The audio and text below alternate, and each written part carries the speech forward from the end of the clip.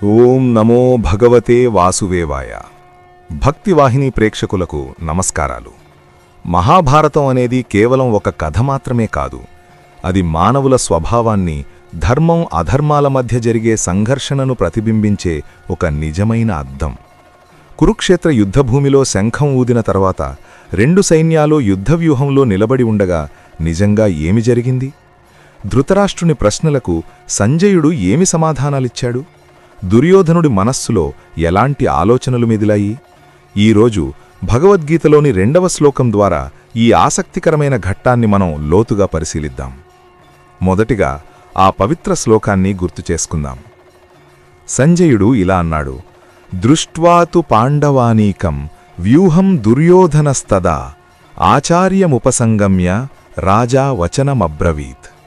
ఈ శ్లోకం యొక్క భావం ఏమిటంటే, సంజయుడు ఇలా చెప్పారు: ఓ రాజా, పాండవ సైన్యాలు యుద్ధవ్యూహంలో నిలబడి ఉండటాన్ని గమనించిన దుర్యోధనుడు తన గురువైన ద్రోణాచార్యుని వద్దకు వెళ్లి ఈ మాటలు పలికాడు.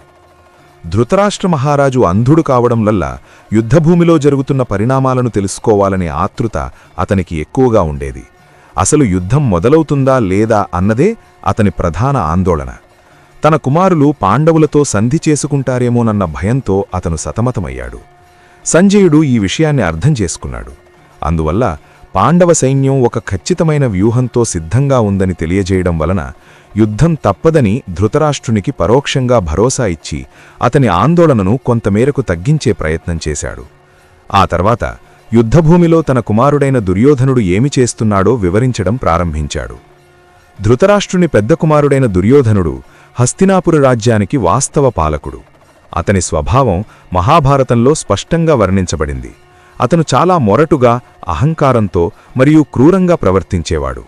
చిన్నప్పటినుంచే అతను పాండవుల పట్ల తీవ్రమైన ద్వేషాన్ని పెంచుకున్నాడు మరియు వారిని ఎగతాళి చేయడానికి లేదా ఇబ్బంది పెట్టడానికి వచ్చే ఏ ఒక్క అవకాశాన్ని వదులుకునేవాడు కాదు. మొత్తం హస్తినాపుర రాజ్యంపై నియంత్రణ పొందాలి అంటే పాండవులను నిర్మూలించడమే ఏకైక మార్గమని, తద్వారా యుద్ధం తప్పకుండా చెయ్యాల్సి ఉంటుంది అని అతను గట్టిగా నమ్మాడు. అయితే యుద్ధభూమిలో అడుగుపెట్టగానే పరిస్థితి మారిపోయింది. అక్కడ మోహరించి ఉన్న భారీ పాండవ సైన్యాన్ని చూసి దుర్యోధనుడు పూర్తిగా నివ్వరపోయాడు. అతను పాండవులను తక్కువ అంచనా వేశాడు. వారు అరణ్యవాసం పూర్తి చేసుకుని అజ్ఞాతవాసంలో తిరిగి వచ్చారు కాబట్టి అంత పెద్ద సైన్యాన్ని సమీకరించలేరని అతను భావించాడు. కాని పాండవుల సైనిక శక్తి అతని అంచనాలను మించిపోయింది. వారి యుద్ధ వ్యూహం కూడా చాలా పటిష్టంగా కనిపించింది. ఇది దుర్యోధనుడిలో ఒక ఎక్కడో చెప్పుకోలేని భయాన్ని కలిగించి అతని అహంకారం కొద్దిగా తగ్గేలా చేసింది. ఆ భయాన్ని పోగొట్టుకోవడానికి ఏదో గొప్ప గౌరవం ఉన్నట్లు నటిస్తూ అతను తన గురువైన ద్రోణాచార్యుడిని సమీపించాడు. తన గురువును సమీపించడం అనే ఈ చర్య అతని అంతర్గత ఆలోచనల్లో ఉన్న వేదనను స్పష్టంగా వెల్లడిస్తోంది. పాండవుల పటిష్టమైన సైనిక నిర్మాణం అతన్ని కలవరపరిచిందని, ఇప్పుడు ఈ పోరాటం యొక్క పర్యవసానానికి అతను భయపడ్డాడని స్పష్టమవుతోంది. తన ఆందోళనను కప్పిపుచ్చుకోవడానికి అతను తన గురువు సలహా కోరాడు.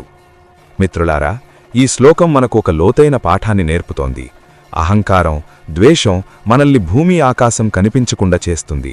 మన బలహీనతలను దాచుకోవడానికి మనం ఎన్ని ముసుగులతో కప్పుకున్నా భయం అనేది మన అంతరాత్మలో దాగి ఉంటుంది.